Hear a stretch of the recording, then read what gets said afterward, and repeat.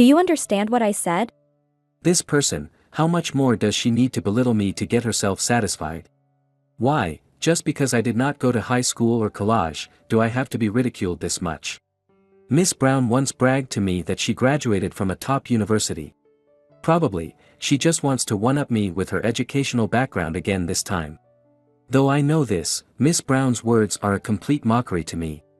As I think about this, anger starts boiling inside me. I hold back my anger and respond to Miss Brown in English.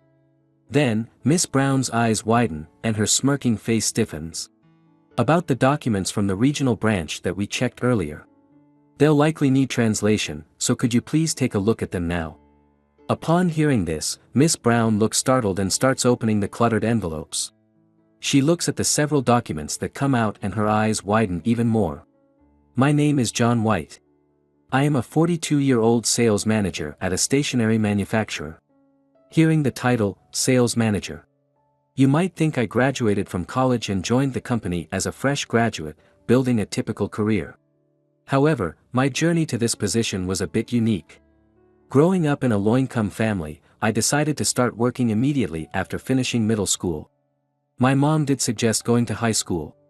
But considering the tuition, it seemed impractical, and I felt compelled to make a tough choice.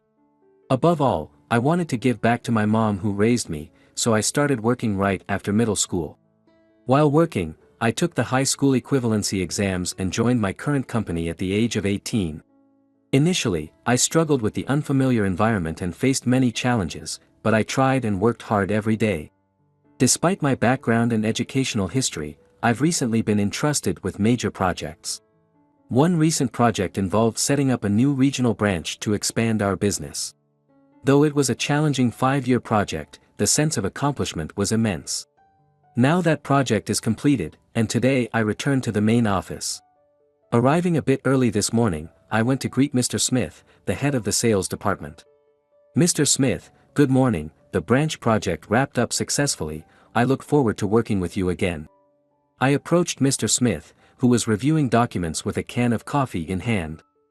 White, long time no see. Looks like you wrapped up the branch project. Well done. Mr. Smith said, smiling as soon as he saw my face. Though we've met a few times over the past 5 years at gatherings and meetings, I feel nostalgic. Thank you, I'm happy to be working under you again, Mr. Smith. After that, Mr. Smith and I discussed the project and he updated me on the sales department's recent activities. Mr. Smith has been a great mentor since I joined the company, guiding me patiently from the days when I barely knew how to use a computer. Even when other employees looked down on me because I only had a middle school diploma. Mr. Smith never judged me by my educational background. Having such a kind mentor as my direct supervisor is undoubtedly a big reason why I've been able to continue in this job. By the way, did you know that President Brown's daughter has joined the company? After finishing his report, Mr. Smith brought it up as if he just remembered. Yes, I heard about it while I was at the regional branch, though I haven't met her yet. Indeed, a few months ago. While I was still at the regional branch, it was discussed at the monthly executive meeting that President Brown's daughter had joined. Good, you're informed. I don't think you've had a chance to greet her yet, so you should go say hello when Miss Brown arrives at work. Understood, thank you. After finishing our conversation, it was time for the morning assembly. As we wrapped up the assembly and started the day's work at the headquarters, I saw a woman entering the office. As the woman walked in, her heels clicked steadily on the floor. Good morning, everyone. She said sleepily, and the other employees quickly responded in unison.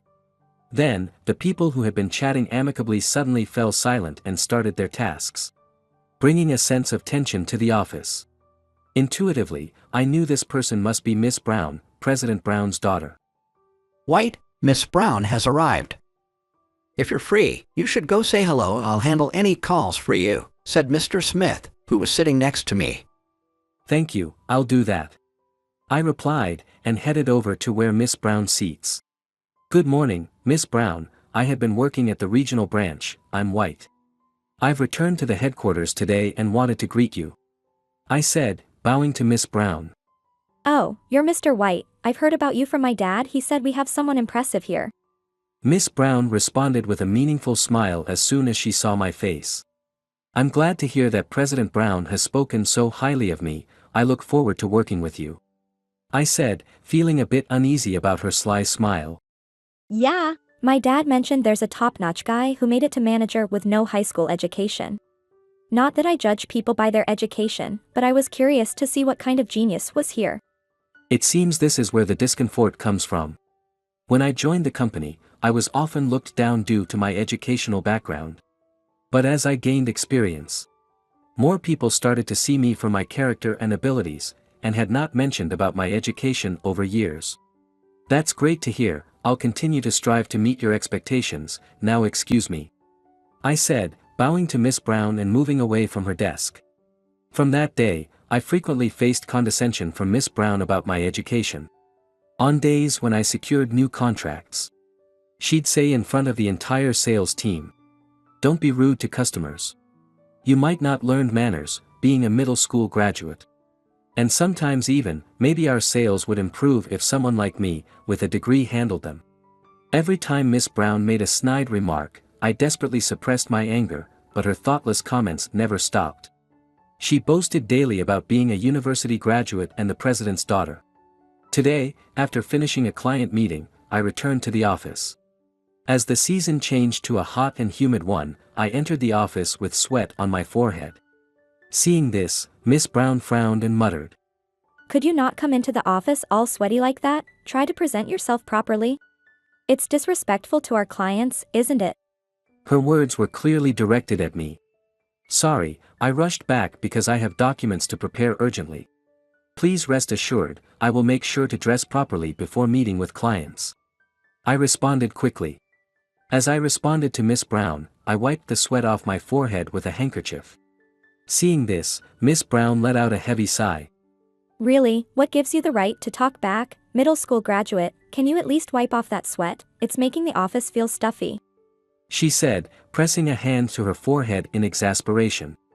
Understood, I replied briefly and made my way back to my desk.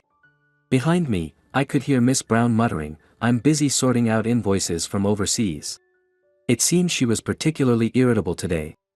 Ignoring Miss Brown's murmuring behind me, I got to work on the documents I had planned.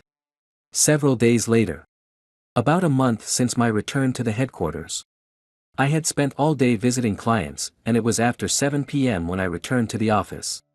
Gradually, I started receiving more calls from former clients, making my days hectic. "Good evening, I'm back," I greeted as I opened the office door, where Mr. Smith and several others including Miss Brown were still working. White, good job today. It seems like you were busy again. By the way, there was a call for you from the regional office earlier today. They said they sent the invoices that had been sent to the branch last month over here, said Mr. Smith. "Thank you, Mr. Smith. If it's about the invoices, I believe they have arrived at Miss Brown's desk, so I'll go and check," I replied, setting my bag at my desk and then heading towards Miss Brown's desk. Around Miss Brown's computer, invoices and other documents were scattered all over. "Miss Brown, good evening. I heard from Mr. Smith that the invoices from the regional office were sent here. Have they arrived safely?" I asked Miss Brown, nervously anticipating another sarcastic comment. Then, Miss Brown, staring at her computer screen, looked at me with a displeased expression. Yeah, they were in the mailbox this afternoon. I haven't opened them yet, but since they were sent from the regional office, they're probably here, Miss Brown responded, showing me an envelope. That indeed had the name and address of the regional office I used to work at on its back. "Thank you for checking. I was told they had arrived during the day, so I will confirm their receipt. Thank you again," I said as I was getting ready to leave. "Really, you have it easy, spending your day talking to clients and then you're done. I wish you'd show more appreciation for the accounting work I do." Miss Brown sighed deeply as I was about to walk away, clearly overwhelmed by the pile of invoices next to her computer. "Of course, I am grateful for the accounting work you do, Miss Brown. If there's anything I can help with, please let me know," I responded. I tried to respond calmly to Miss Brown's criticisms, aiming to keep the peace, but it seemed she wasn't satisfied with my words, sneering, "No way I can rely on a middle school graduate." It looked like she was in a particularly bad mood. I needed to end this conversation before it got worse. As I was thinking this, Miss Brown's expression changed as if she'd thought of something. Actually, there is one job that's perfect for a middle school graduate like you, White. She said, her face turning mischievous. And what would that be? I asked. She handed me an invoice that had been on her desk.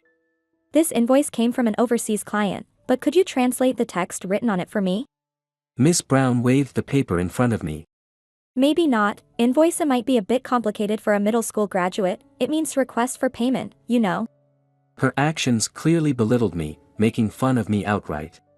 And then, she repeated the same in English, smirking in a way that seemed both condescending and self-satisfied. Get that?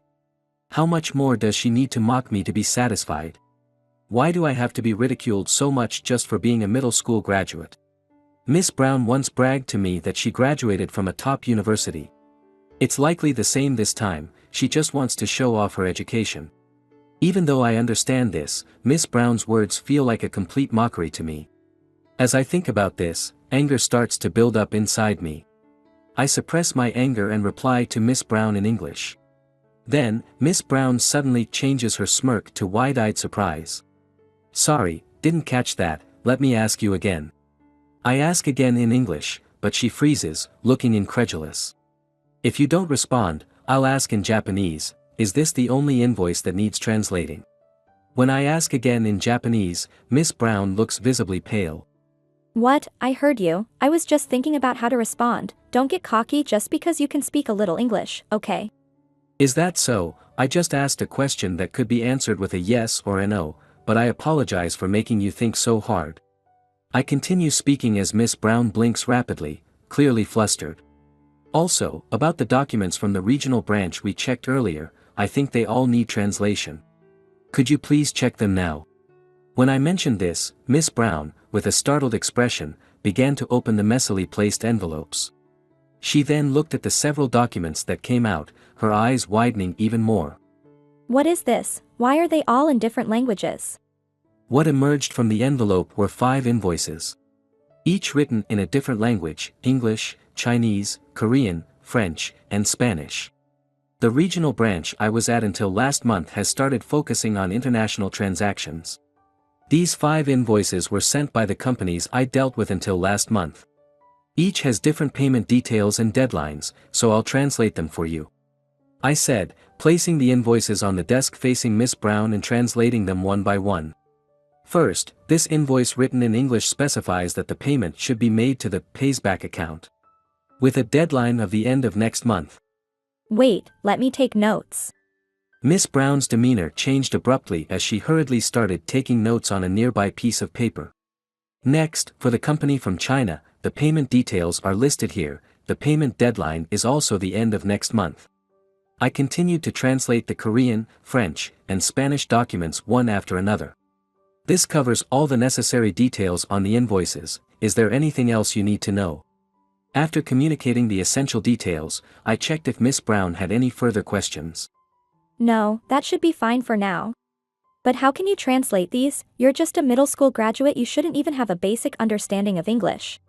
After taking all her notes, Miss Brown asked with disbelief, as if she couldn't believe what was happening. By now, her earlier confident and condescending attitude had completely vanished. Miss Brown, myself not being a high school or college graduate really isn't relevant now. Since I got the position of being in charge of the regional branch, I've been expanding our dealings with international clients and advancing our operations overseas. In line with the president's vision for the future, a vision he personally communicated to me.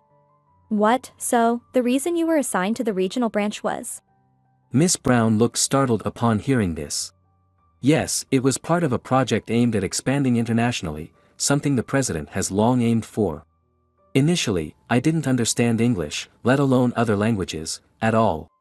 But I've studied hard over these 5 years and have finally become competent enough to manage business communications and understand the languages needed for our operations. Hearing this, Miss Brown's shoulders slumped.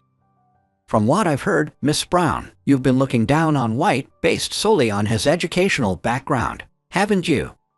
As I watched Miss Brown's face turn pale, Mr. Smith, who had been working nearby, joined the conversation. Mr. Smith was well aware of the reasons for my assignment and the kind of work I had been doing at the regional branch. Not only today, but for some time now. You've been using your education to feel a sense of superiority over White, and you've been taking an advantage of your position as the president's daughter to act oppressively beyond your actual role in the company. Isn't it time you take a good look at your behavior and words? The usually amiable Mr. Smith's words added to the pressure on Miss Brown. Yet Miss Brown, not quite convinced, bit her lower lip in frustration. But, being a middle school graduate is clearly inferior socially. Right, as the daughter of the president and a graduate from a top university, my position is obviously superior. Even as she grumbled, Miss Brown sounded like a child being scolded by a parent. I had sensed it before, but it seems that this was indeed the cause of her attitude towards me. Indeed, a middle school diploma might not create the best impression socially. But shouldn't we be looking at his achievements, experience, and character when working together? No matter his educational background, if he's working hard at the company, he's our colleague. You have no right to look down on him. Mr. Smith responded to Ms. Brown with a strength in his voice that I had never heard before. The intensity of his voice conveyed his emotions clearly to me. But. Miss Brown struggled to find an excuse, tears welling up in her eyes. I haven't done anything wrong, and even Dad mentioned how despite being a middle school graduate, White is doing well. I was just aligning with Dad's views. After saying this, Miss Brown couldn't hold back her tears any longer and started to cry. Mr. Smith and I exchanged troubled looks as Miss Brown sobbed. Unable to stand the tense atmosphere any longer, Miss Brown ran out of the office. In the now quiet office, Mr. Smith and I looked somber. Mr. Smith, I'm sorry for involving you and taking up your time, I apologize. I said, bowing to Mr. Smith in the quiet office. It's okay. I've been concerned about Miss Brown's remarks towards you for a while now. I should have addressed it sooner. If I had, perhaps it wouldn't have come to this. Mr. Smith said, placing a comforting hand on my shoulder. Afterward, Mr. Smith and I finished up the remaining work and left for the day. Ms. Brown did not return to the office, and only the tear-stained invoices remained. The next day, after the departmental morning meetings, the president appeared in the office. White, can you spare me some time? Please come to the meeting room next door. The president said calmly, pointing to the adjacent room. Yes, certainly. I replied, swallowing hard, anticipating that this was about yesterday's incident. Excuse me. I said as the president led me into the meeting room, where I took a seat. While nervously waiting for his first words, he prefaced with a gentle tone, "Don't be so nervous. I guess you are aware, but there's something I need to discuss regarding yesterday's incident with Rachel." I thought to myself, confirming my suspicions. Yes, I'm sorry for arguing with Miss Brown yesterday. I apologize for taking up your valuable time. I said, bowing my head in apology to the president. No, there's no need for you to apologize. If anything, I wanted to apologize to you today, which is why I asked you to come here. The president said. I was taken aback. As I had braced myself for a scolding about making his daughter cry. I heard about everything that happened yesterday with Rachel. It seems she has made many disrespectful comments towards you because of your educational background. I feel that it's not only unprofessional but also the lowest form of behavior as a person. I want to sincerely apologize to you as the president. The president then bowed deeply to me. No, you shouldn't be the one to apologize. Besides, if Miss Brown has reported her actions to you, I believe she must be reflecting on them. If she revisits her behavior, I have no further concerns. I told the president, expressing my thoughts honestly. While I do find Miss Brown's past behavior unacceptable, if she is reflecting on her actions, I do not wish to pursue it further or demand an apology. That's the truth. White, you are truly kind. But as the president, I cannot overlook what Rachel has done this time. Judging and disparaging someone based on their education is absolutely unacceptable. The president said, furrowing his brows. As for my decision, I am considering demoting Rachel from her accounting position and changing her employment status from full-time to part-time. Of course, if you prefer not to work with her anymore, I will take that into consideration as well. It appears that Miss Brown's employment status and workplace might be significantly influenced by my opinion. After the president finished speaking, silence filled the meeting room for a few seconds. My preference is for Miss Brown to continue in her accounting role as before. I think it's fine for her to work at the headquarters like she has been. I finally said. Is that truly how you feel, White? Yes, as I mentioned earlier. I do not wish to punish Miss Brown. If she reflects on her actions and makes an effort to improve, that is all I ask for. As I spoke to the president, I reflected on Ms. Brown's past behavior. While she has often looked down on me, I recognize that her skills in accounting are impeccable. In fact, she may be the most efficient and skilled among the current accounting department staff. With our plans for international expansion, her accounting skills will likely prove even more valuable. I see. In light of your views, White, I will make a careful decision regarding Rachel's future actions. Thank you again. The president said, bowing his head again. Half a year has passed since then. I am still busy working in the sales department at the headquarters. The president swiftly announced Miss Brown's fate, taking my opinion into consideration. Ms. Brown continues to work in the accounting department at the headquarters, unchanged. However, unlike 6 months ago, she no longer mentions her credentials as a top university graduate or the president's daughter. The president sternly instructed her to work just like any other employee, emphasizing that educational background or titles are irrelevant in our work environment. The company ethos now includes a focus on evaluating performance and character above all, as we work together as colleagues. Since then, Ms. Brown has completely stopped mentioning my high school dropout status to me. It seems she truly reflected on her actions, and she sincerely apologized for her actions. When she apologized, she appeared genuinely remorseful, shrugging her shoulders and bowing her head repeatedly. Now that her status as the president's daughter no longer holds sway in the accounting department, I've been told by other staff members that she's been working diligently every day. As for me, I've been promoted from team leader to department manager. Our team's collaboration in the sales department has strengthened, and we're gaining more momentum towards business expansion. I also successfully secured new contracts with the overseas clients I worked with at the regional branch. The president has even given me words of encouragement, and my days have become increasingly busy. Now, there is no one around who looks down on me because of my educational background. It has been a challenging journey, but I truly believe it was worth every effort to persevere. I hope that in the future, not just at my company but everywhere, people should no longer be judged by their educational background.